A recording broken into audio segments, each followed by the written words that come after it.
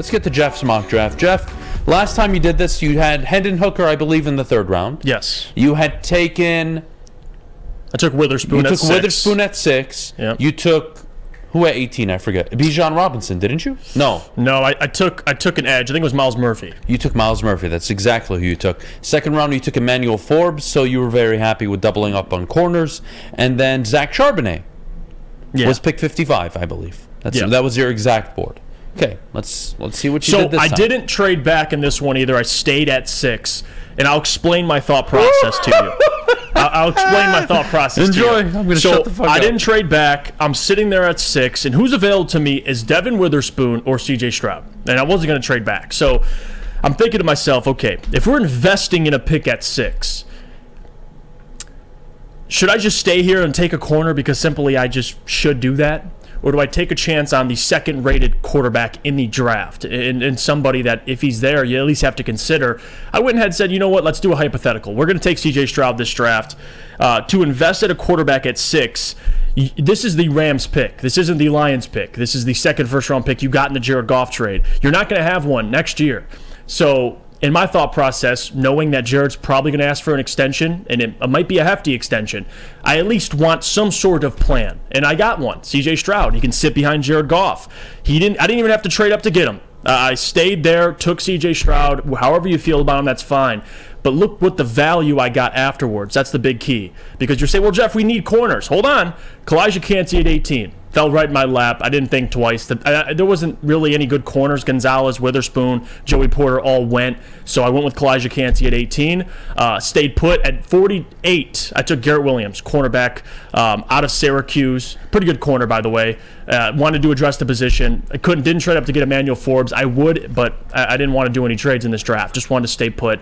55, clearly Jack Campbell, one of the best, if not the best, cover linebacker in the draft. That's a no-brainer. And then at 81, I took Sidney Brown, a safety, somebody you can just move around the secondary a little bit. Can I stop you there? What's up? Okay, Sidney Brown at 81. Mm-hmm. Why? No, this is not rhetorical. Like I'm asking why, because you're banking in theory on Tracy Walker coming back. I already know what Kirby is. He's my ball hawking safety. He's still got to talk to me about Sidney Brown. So you have to re-sign Deshaun Elliott. We'll see if they do. Tracy Walker is going to be your starting safety coming off an Achilles injury. Yep. So you get some insurance there. You get. I like it. That's why. And he's listen, for the 3rd round. We talked about Kirby and one of those guys in the 3rd round you should watch out for. Sidney Brown to me is one of those safeties. Had 6 picks this year. Just a playmaker. Love him. You can move him around, like I said. He's not just strictly a safety. You can use him in the box. You can kind of use him how you use Deshaun a little bit. But again, it's just depth at safety. I like it. Dwayne McBride in the 5th round. Go watch highlights on Dwayne McBride, please. 7 yards per carry at UAB, ultra productive. I mean, the guy, every time he touches the football, he's getting a first down. I get it's at UAB, but still over 6 yards a 5'11", carry. Ridiculous. Yeah, he's for a 5th round draft pick, he's worth a take. And then I took guard Chandler Zavala. Again, this is just depth at guard. You're in the 6th round, and then at 194, this is one of those picks. I just said, you know what? Who's the best player available? I saw Ronnie Bell there. Why not? I mean, he could be your Khalif Raymond replacement. I don't care. It's just simply depth. So that was my thought process. I know people are going to overreact. I'm not surprised by it. Oh, well, C.J. Stroud this, C.J. Stroud that. Can I talk to you? Please. C.J. Stroud, for all those that dislike him, You're getting the 2nd best rated quarterback in this draft, probably arguably the best deep ball thrower in the draft. And that's not arguably, he is. And you're getting a guy now under contract. Again, people act like this isn't the only. You get this pick because of the Rams. They suck this year. It's a luxury pick. Don't tell me, well, I should just sit there and take a corner because I have to. If we talk about the most important positions in football, quarterback. It's worth taking a swing at 6. I didn't even have to trade up. I stayed put at 6. I'm not taking a corner because simply I have to. I'm taking a chance on C.J. Stroud because if he hits, it's going to pay off. So this is my draft. This isn't the final draft, right? We got plenty of more, but it's something I wanted to do. A hypothetical if the Lions took a quarterback, and there you go. C.J. Stroud was available, and I took him. So, okay, here. What do you think? I'm not going to murder you for C.J. Stroud because I, unlike most people, I see the value not just in C.J. Stroud, but in the idea of drafting a quarterback. But, to be fair, that's a tough one, man.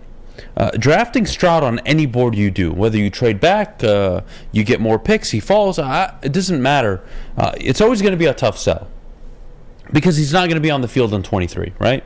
No. He's going to be sitting a year, and then he's going to be the starter likely for 24. Okay, great. Do I think you could have done better? Well, I mean, what's the definition of doing better?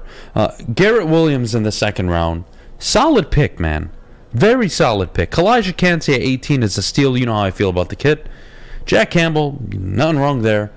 Safety depth, interesting, but you explained it very well. I have no issue with it. Drafting a running back, like I said, you guys have your choice of running back. You can draft whoever the hell you want. Just get one. I don't care who it is. I will never have a problem with it. You drafted a guard in the 6th round. Ronnie Bell was a weird one. I didn't like it. I didn't like the Ronnie Bell one. It's just this. Just take 194. I know. Just take Moody at that point. At that point, it is what it is. But the idea of drafting a quarterback, I think Detroit Lions fans don't want to hear it, only because their expectations are for the first time in 8 years, 9 years. Mm-hmm. The expectation is, hey, go win the division. So they want a defensive tackle, right? They want an edge rusher. They want a corner. They want 2 corners. So that's why you're going to get knocked. Now, I promise you right now, you show your first 2 rounds to any NFL GM, and they say, man, Lions are thinking ahead. Because the Lions, what's going to happen is in 2024, they're going to have over $70-80 million in cap space. Oh, and they're going to be able to save $25 million by cutting Jared Goff if they choose to, if C.J. Stroud does work. And C.J. Stroud will go into his second year, his rookie year in theory of playing, behind one of the best offensive lines in the NFL, an established running back field. Jameson Williams likely emerging as a star in the NFL. Amon-Ra St. Brown. Oh, and hopefully a defense that, with the addition of Kalijah Kancey, Garrett Williams, Jack Campbell, you go out in free agency and spend. Well, now you're talking about a team. I can see it working. Would I do it? No. But I'm not going to be the guy that sits here and says, hey, all of you Detroit Lions fans that say draft a quarterback at 6, you're an idiot. No. Yeah, no. That's reserved for the people that want a tight end or a running back in the first round. You don't get called an idiot for taking a quarterback at 6, let alone the quarterback coming out who has the most NFL-ready arm and had made the most NFL throws in all of college football this past season. I don't want to hear it. I love this one. Michael says, I'm fine with taking a chance on Stroud if Holmes wants to, but the rest of Jeff's draft doesn't cut it. There's maybe one starter on this draft. There's 3 starters right off the bat. He said Kancey backs up Aleem. Okay. Yeah, that's what he's doing. Okay, guys, last I checked, do the Lions play 2 interior linemen? They play 2. They play 2. Last I checked, there's fucking 2. Yeah. And last I checked, Levi O's not going to be there. Yeah. And last I checked, Aiden Hutchinson at times moved to the interior. Kalijah Kancey starting day 1. Garrett Williams, what? Jeff Okudah's going to start over him? Yeah. Chase Lucas? Yeah. Shut up. And the reasoning behind this draft, too, is people will say, well, you're drafting guys that can't contribute right away. But that's the point. You're investing for the future. Like, if you take C.J. Stroud, you already have your franchise quarterback waiting. So the whole Goff conversation, you answered it. You have a plan. It's CJ. Groom him. And then if Goff plays well, you can trade him. So, again, you look at Kancey. He will start. Garrett Williams will start. Jack Campbell will start. Sidney Brown will play. Dwayne McBride, he'll take everybody Dustin else will Jackson's play. But Chandler Zavala has a chance to play. Ronnie Bell, 3 starters. He's a depth piece. So I don't get, if you don't like the players on the draft, that's okay. But don't tell me these players won't make an impact. Like, go watch these guys film, please. That's all I ask. You have 3 starters in my book. That's what I see. I see 3 starters off the book. I see an investment in C.J. Stroud. I see depth at running back, and that's about it. Sidney Brown will play maybe 30% of the snaps. Not much, but he'll still see some action. Not the end of the world. I don't mind it. I'm not going to kill the idea of drafting a quarterback. I'm just not. I'm not going to do it. If you were to ask me, Adam, would you rather spend the 6th overall pick on C.J. Stroud or any quarterback, but let's just say C.J. Stroud for the sake of the argument, or Going into next offseason, would you like to re-up Jared Goff, who's a very good quarterback, by the way? Would you like to re-up Jared Goff on a 4-year, $200 million extension? Hell, forget the $200 million. A 4-year, $180 million extension, $45 million annually. What would you prefer? You would say, I would rather have a quarterback, because then I can just take all that money and go revamp my defense and fix up any holes I have on the offensive side of the ball. What am I doing? And I absolutely... And that's the power of a rookie contract. So, no, I don't have an issue with it. And this is, I love this comment, by the way. Rad, you nailed it. Jeff, the fans want the entire defense to be rookies or second-year players and then get mad when they make mental mistakes. It's a great point because people want all 7 picks to be starters. Guys, and what do we always say? You have to go out in free agency this year, whether you like it or not, and you have to be uncomfortable. You know why, Detroit? Because if you're going to want to re-sign Jamal Williams, re-sign John Comiskey or Isaiah Buggs, you can't get all of them. Because ideally, you go out and get a veteran corner to come help out these kids. Mm-hmm. You go get a veteran linebacker. If it's not Anzalone, because he's not even re-signed yet. You expect him to be back, but who knows? And this reminds me of the Jameson thing, right? We take Jameson last year. Oh, he's not going to be able to contribute this year. It's a waste of a pick. Who?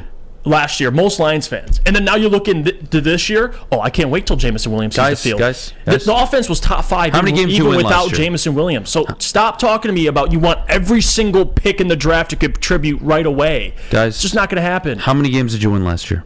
You won 9. Okay. 9-8. You went 8-2 down the stretch. 8-2 down the stretch. You had a top 15 defense. You had a top 5 offense. You looked like a very formidable football team down the stretch. That's with no draft picks. And an NFC that it's at its lowest ebb. In my lifetime, have I ever seen a weaker NFC than what it is now? Yeah, you can afford to miss on 6 or pick number 6 for a year. Because Carolina's not going to be any good.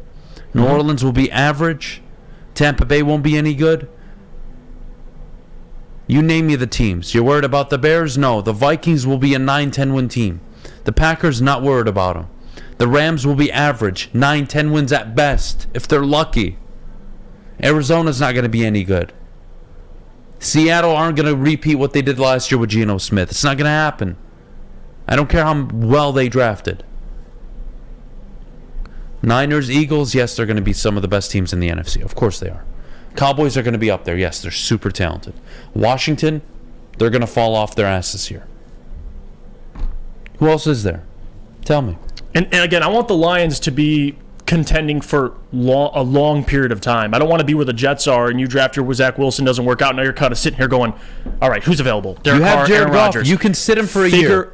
Get your plan ready now because we're going to get to a point where we're thinking, okay, we're not paying Goff, but what are we going to do? But if you trade back, like my theory, and you acquire a future one, then that's a different conversation. Then you can use that draft capital and figure it out. You have pick 9 and 19 or 21 or 22, and you can move up into the first round and draft a quarterback next year. I'm trying to think into the future here with some of these picks, and I'm assuming Brad would too. So I don't mind. Yeah. All right. I'm not going to kill you for C.J. Stroud. I'm just not going to do it. I wanted to have some fun this week. Nobody is going to talk me off the idea. Nobody's going to talk me off the idea that it is a bad decision to try and draft the most important position in football. And since you all know, I'm not going to call you out by name because I'm a good Samaritan. But you very same people who are clowning Jeff for C.J. Stroud wanted Malik Willis and or Kyle Hamilton at pick number 2 last year. So do me a favor and shut the fuck up.